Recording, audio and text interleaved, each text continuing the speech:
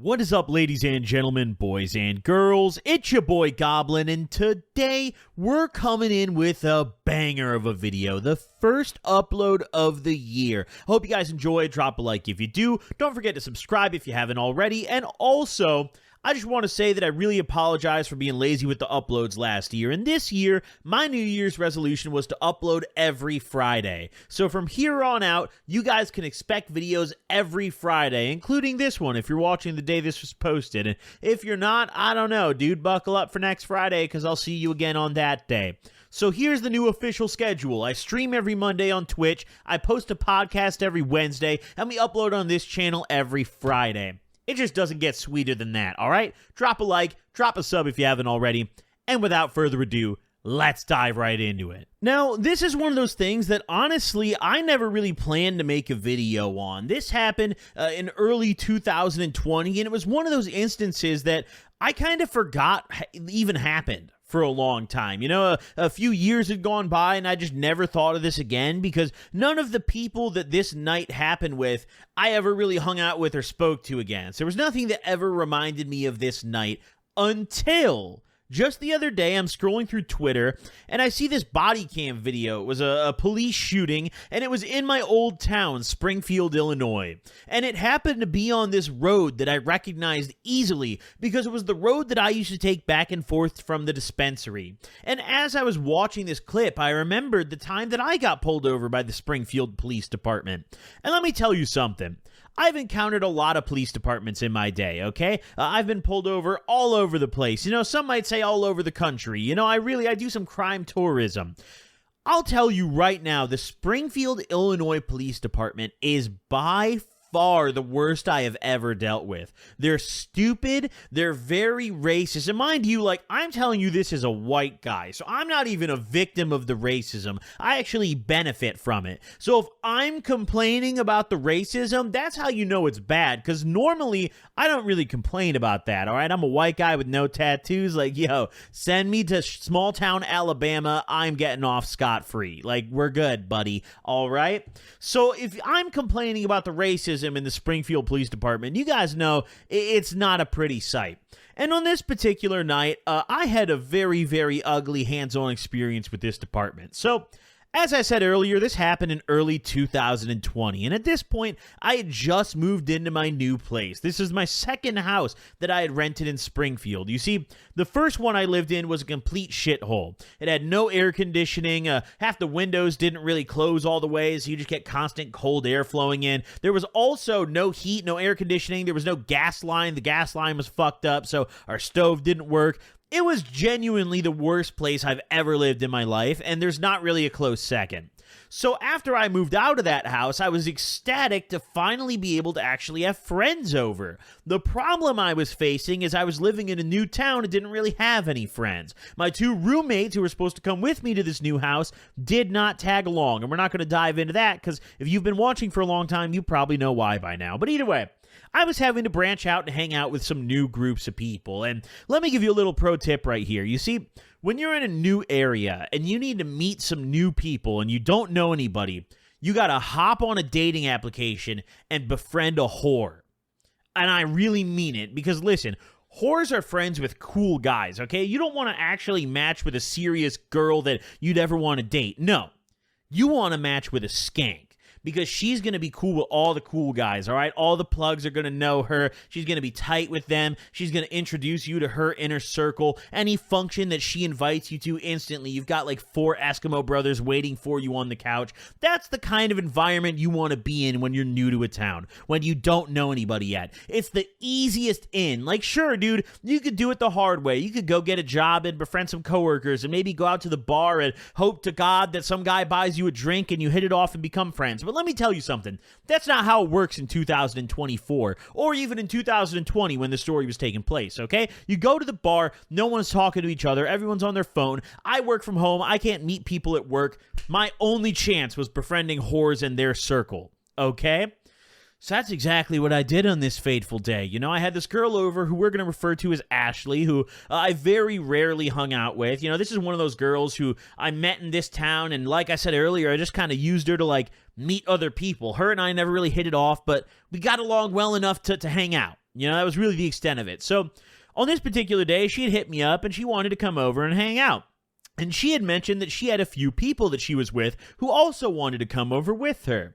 Now, she was already well aware of my situation. I kind of explained to this girl, I was like, listen, Ashley, any of your homies, like, please introduce me. I want to make some friends here. She was like, bet. She took me up on that. She had hit me up, asked to come over. I said, please do.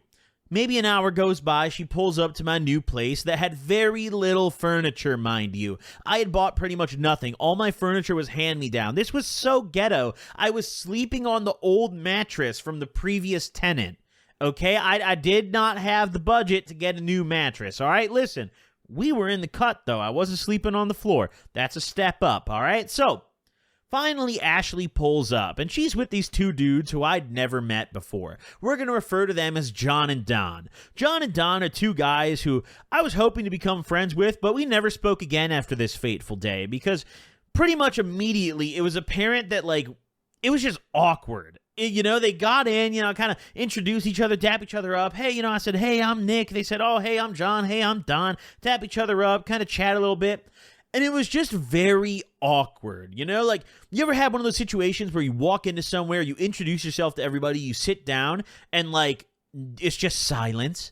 You can hear, like the door creak upstairs. You can hear the wind blowing on your porch. That's where I'm at, As soon as I introduce myself, these guys sit down in my living room, and it's just like, okay. And it probably didn't help that I didn't have the TV on or anything. There was no background noise, but, dude, it was an awkward silence. So I was like, all right. We need to get fucked up. Obviously, we can't sit here, be sober. I'm trying to break the ice. I want to make some new friends here. And, I'm also getting the vibe that, these guys weren't really fans of being brought to my house. I was getting the vibe that these guys didn't want to hang out with me. They were hanging out with Shorty. They were hanging out with Ashley here because they were trying to get with her. Like I said earlier, dude, consequences of being friend with a whore, all right? Shout out all the whores in the audience, dude. Everyone watching at home, you know who you are. We appreciate you a lot, all right? So either way, so we got Ashley sitting in my living room. We got John. We got Don. And, it's becoming pretty apparent that, they're not interested in hanging out. So I'm like, all right. I know how to break the ice. I'm experienced in this. Let's smoke a blunt. How can this go wrong? Let's smoke a blunt. I already have the wraps. I have a little bit of weed. They probably brought some weed. Everyone's got weed, dude. This generation, everyone's got it. We're all good, So I bust out my wraps. I'm like, yo, let's smoke a blunt. As soon as I bust out the wraps, things lighten up a little bit. I'm like, okay. All right, this might get a little better. They're asking me, they're like, oh, what kind of wraps you fuck with? I got my classic Swisher Diamonds. I'm showing them. They co-signed the Swisher Diamonds. The vibe's starting to flow. I'm like, okay, we might have something here. We might have a new, group of affiliates here. I'm liking John and Don, All I had to do was bust out a pack of Swishers. We're off to a roaring start. So I offer to roll up the blunts. I'm like, all right, I'm making my new friends here. I got to impress them, let them know, hey, I can contribute to the sesh. I can roll a good blunt. So I'm rolling us up a nice fat fucking Swisher Sweet. Ooh, let me tell you, Swishers are easy as fuck. Okay, it's the easiest thing to roll. Literally, there is nothing easy. I genuinely would say rolling a Swisher is arguably easier than stuffing a pre-rolled cone.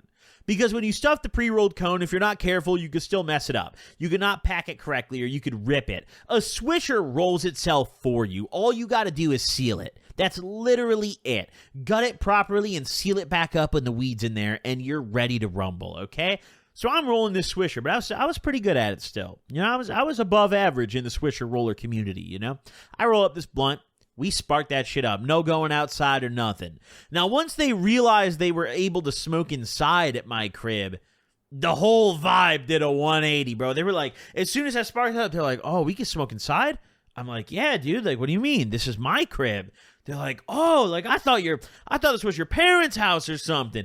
Everyone who ever came over to my crib in this town was always amazed by it. And that's how I knew that I lived in a rough area, because my rent was $1,000 a month flat. It's not like I was in some beautiful gated community or penthouse or even a nice house. All right. I was in a shithole. It's just everyone else I affiliated with in this area was in a worse shithole. So they were like, they come over to my shit, they'd be like, wow, dude, you got a staircase in this bitch?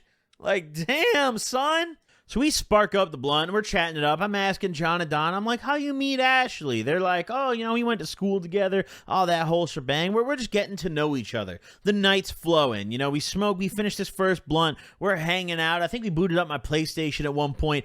It doesn't matter because eventually we ran out of fun stuff. You see, we ran out of wraps. We also didn't have any liquor, and we were kind of starting to feel the vibe. We wanted to drink a little bit. I'm like, okay, I'm down to throw for a bottle. Like, let's go get some liquor. Now, normally at my old place, there was this gas station that was just right up the block. I mean, it was literally maybe a block and a half, 2 blocks away. And the attendant at the gas station, the Bashada Larry, man, that motherfucker was cool. All right, that motherfucker was cool. I could walk in there, no problem. Nobody needed an ID. Didn't matter. Half the time, man, he'd give us free shit. If we wanted a lighter, take the lighter. Don't even worry about it. But I moved. And on this side of town, I was kind of in a weird position. I wasn't really close to like a corner or liquor store. There was a liquor store right next to my crib. Or not a liquor store. There was a corner store right next to my crib. But they only sold like beer. Like, they didn't really sell the good drinks. So if we wanted to get some good beverages, we had to actually drive a little bit to get on up to the liquor store, So the time comes where we're like, all right, let's hit the fucking road. Let's get out of here. So, we jump in the car, we skedaddle on out of my place, and we go up to the liquor store. We ended up buying, oh God, what was it, dude? We bought some shitty vodka. It was like, I honestly don't remember off top. It was Smirnoff or Svedka or something. It was nothing primo, I'll tell you that much. Like, we bought some bullshit vodka, and then we bought a 2-liter of Sprite. And I remember we get back to the car, right?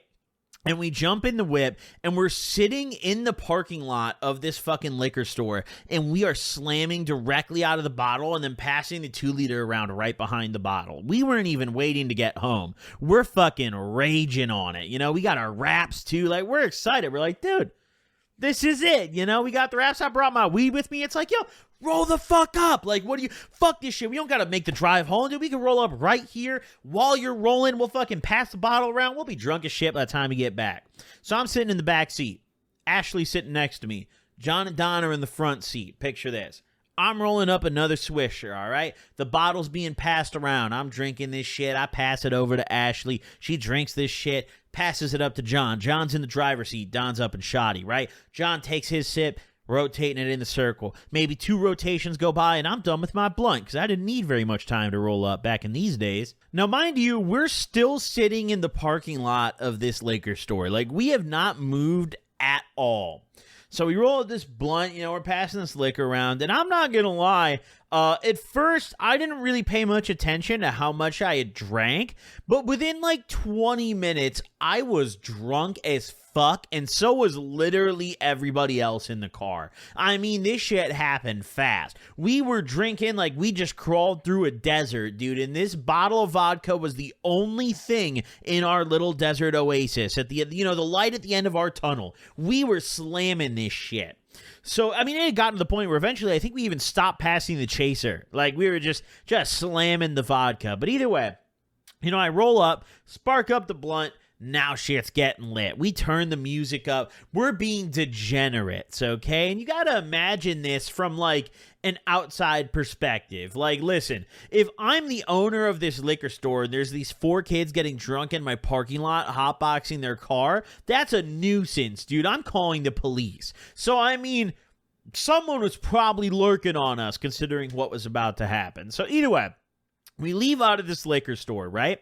We dip on out of there, we pull out of the parking lot, and we're cruising real slow, we're going through the back roads, going through the neighborhood to get back to my crib, because we're smoking a blunt. And we're also fully aware, John and Don more so than myself, that you got to be careful at nighttime in this area, because the cops lurk. Listen, Springfield is the state capital, okay? There's 3 different police departments in this city. There is the Capitol Police, which are their own entity. You have the state police, they're headquartered here, and then you have the actual Springfield City Police. So there's 3 different police departments that are headquartered in this relatively small town. I mean, it is very over-policed here. It's crazy. So at night, you have to be super duper alert. Like, you got to hit the back roads, you got to drive normal, make sure your headlights and taillights are working. You can't fuck anything up. So we're taking the back road a little bit, smoking, drinking a little bit. We finish up sipping. I remember mind you, there was only 4 of us in this car, but we drilled the fuck out of this 5th. We absolutely slammed it. And there was only maybe less than probably a quarter of the bottle left by the time we were done sipping. And I remember I tucked it up under the passenger seat. You know, it got passed back to me. I put it up under the passenger seat when we were done drinking. We finished smoking this blunt. I remember we rolled down our windows to kind of air out a little bit, and we turned out of the neighborhood to get back on the main road. And we're sitting at this stop sign, right? And you can go left, you can go right. Like, there's no straight, can't go across. And we're trying to make a left to go back towards my crib. And I remember, as we make the left, we're crossing the street, and I see nothing. There's no cars coming either way. But as I'm turning the street, we're turning left, and we're going, and I'm looking behind us, and I notice a speed trap. But it's a little before the stop sign, you know, and it's the opposite direction of where we're turning, so I'm not thinking anything of it. I'm like, okay, you know, this cop's just posted up. He's looking for delinquents out speeding, but we're not speeding, you know, we're good. I'm looking behind us, you know, the entire time. It felt so slow motion. You know, in reality, this all probably happened over like 20 seconds. Felt so slow motion. I'm looking behind us. This cop doesn't pull out. We're rolling. We finish our turn. We're rolling forwards. He still doesn't pull out. Finally, I turn back forwards, and I relax a little bit. I'm like, oh my, thank God. Maybe another minute goes by, and all of a sudden, we're lit the fuck up. And it's bright. And not only are we lit the fuck up, they're shining the spotlight directly into our window, which is never a good sign. Listen, when they just pull you over with the lights, you're good. When they pull you over and start aiming the spotlight at you, you need to make some executive decisions pretty quickly on whether you're going to comply or try to get the fuck up out of there. Now, I didn't know these people. John and Don, I barely knew. Ashley, I knew slightly more than those two, but still not very well at all. So I didn't really know what to expect here. I didn't even know if they had anything on them that was going to get me in trouble. I barely knew these fucking dudes. So I knew that I was in for a fun one, and we get pulled over. I remember we pulled off the main road into this neighborhood, which, like, I hate doing that, bro. I always stay on the main road. I'm not pulling off to some side shit. Like, no, you light me up. It's like, all right, bet. You must have lit me up because you want me to stop right fucking here, bro. I'll stop right fucking here. So we pull off into the neighborhood. Immediately, I'm like, oh, fuck, dude. Like, now, you know, this cop, you know, he's going to be a little more ballsy, you know. He's going to be a little more mean to us, dude. They're probably going to call some extra backup because we're not causing a big ruckus on the main road, you know. I'm like, fuck, dude. I'm sitting in the back seat. Luckily, I'm very good at dealing with cops. And also, all I had on me at this point was weed. But I was 21, and weed had just gotten legalized here. So we were golden. I was not worried at all. I'm like, bet, dude, my weed's legal now. We got this bottle of alcohol, but once again, I just turned 21. I don't know about these fucking kids, but like, whatever, dude. This ain't my problem.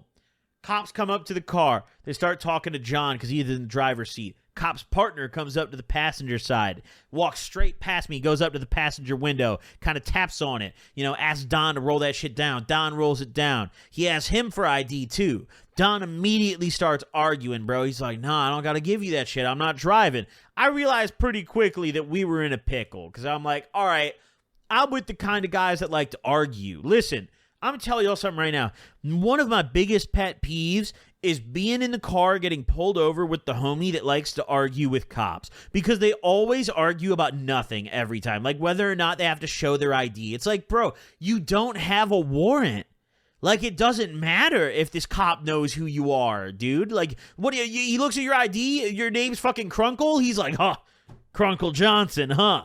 I've been looking for you, dude. Like, he doesn't give a fuck, man. They don't care. Just hand him your shit. It doesn't matter, dude. Unless you have something really bad on you and you know you're about to run, like, don't just give him your shit, you know? When there's nothing in the car, nothing bad, when the worst crime is a misdemeanor, don't make it worse, you know? So immediately I'm sitting there and I'm like, fuck, dude, this guy's arguing already. Like, this isn't good. And mind you, to paint the picture, I'm the only white guy in the car, okay? John and Don up front are two African-American gentlemen, okay? That's I think the politically correct way to say it. Two African-American gentlemen are sitting in the front of this car. Little white boy, little me up in back here, little cream paste, chilling in the back right seat.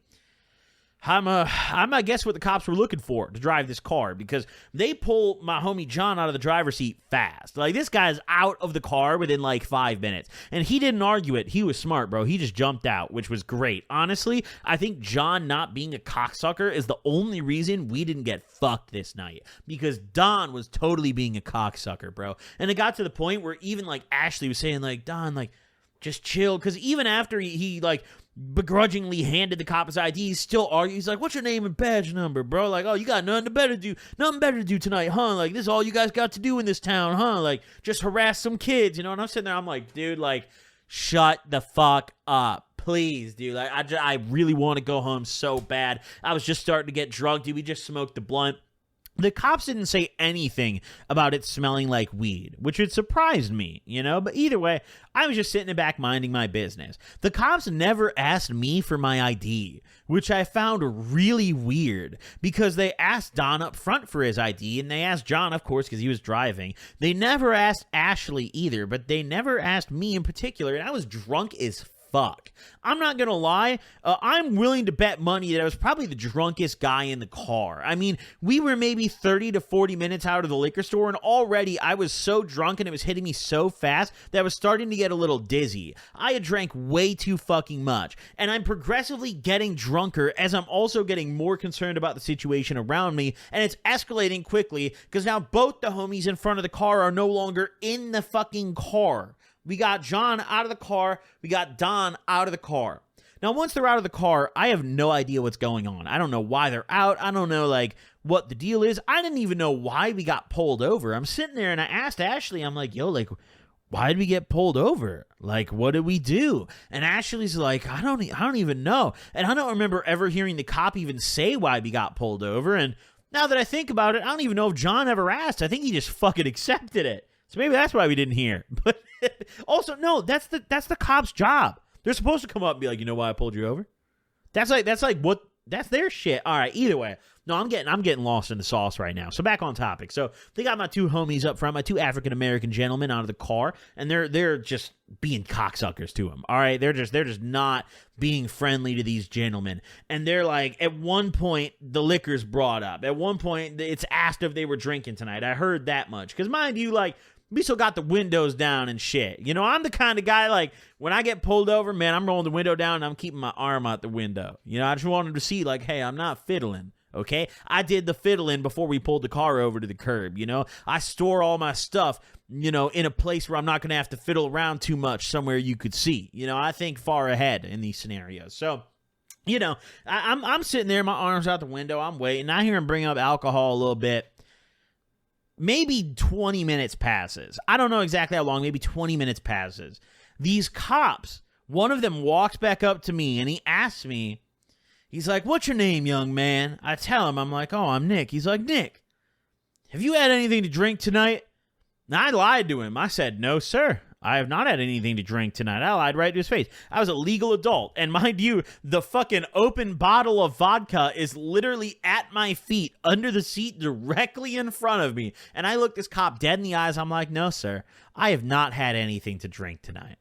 And he's like, you got a driver's license? I'm like, yeah, I have a driver's license. He's like, good. You're going to drive everyone home tonight, because we've got to go. And I'm sitting here. I'm like, holy fuck. Like, wait. What do you mean I'm driving everyone home tonight? And what the fuck do you mean you have to go? I didn't actually ask those things, but in my head, I'm like, what? What I actually says, I'm like, okay. So I opened my door and I got right out of the car. So I'm standing next to this cop now, and there's one big problem with this whole scenario. The big problem is that I'm lying through my teeth, and I'm not sober, and I also don't have a valid driver's license, because just about 3 to 4 months prior to this, I got a DUI, and my license is currently suspended during this particular instance. However, I'm not letting the homies go to jail, and they sure as hell can't arrest me for lying. So I was just like, yeah, I got a license, dude. Like, I'm fucking good to go. Of course I can drive. No, I was drunk as fuck at this point. So you got to realize, like, I wasn't telling this guy I had a license as some, like, big brain play. Honestly, in the moment, I don't even know if I knew I was lying. I was so drunk, I might have thought I actually had a license at this point. But either way, I told the guy, yeah, and he never verified this information. He was just like, okay, all right, I'm still outside of the car. He goes over to John and Don. He's like, all right, he's going to drive you guys home. You guys don't fucking drink and drive. Stay sober, call an Uber, don't be stupid, have a great night. And they went and they got back in their car, and I'm standing there, and I just got in the driver's seat. Don gets back in his shotgun seat. John is now sitting where I was sitting before in the back right. And I'm sitting in driver's, the car's still running, right? They never took the keys out of the car, even when John got out. Never took the keys out of the car. Car's still running, right? I sit down in the driver's seat, and I'm kind of frozen for a second. I didn't ask anyone what had happened. I didn't say anything else. I just knew that I had to put this car in drive and get the fuck out of here. So we're still turned off in this neighborhood, right? And I waited a second, but I didn't want to make it seem suspicious and like wait for the cop to leave. I'm always kind of on ass about that. Whenever I get pulled over, I always try to leave as fast as I can and get away from the cop. I never sit there and wait for the cop to get away from me. So I'm kind of tripping at this point because I'm also drunk as fuck. My L's is suspended. I'm uninsured. I am racking up felonies here sitting in this driver's seat. Like, I didn't even have to put this shit in drive. Just sitting in the seat was enough to get me back in jail. So I'm sitting there, I'm like, dude, what the fuck am I supposed to do? I throw it in drive. I realize in my head, I'm like, damn, this is a government-mandated DUI. This is a state-sanctioned DUI, and I'm certainly not going to say no to that opportunity, okay? So I throw the car in drive, dude.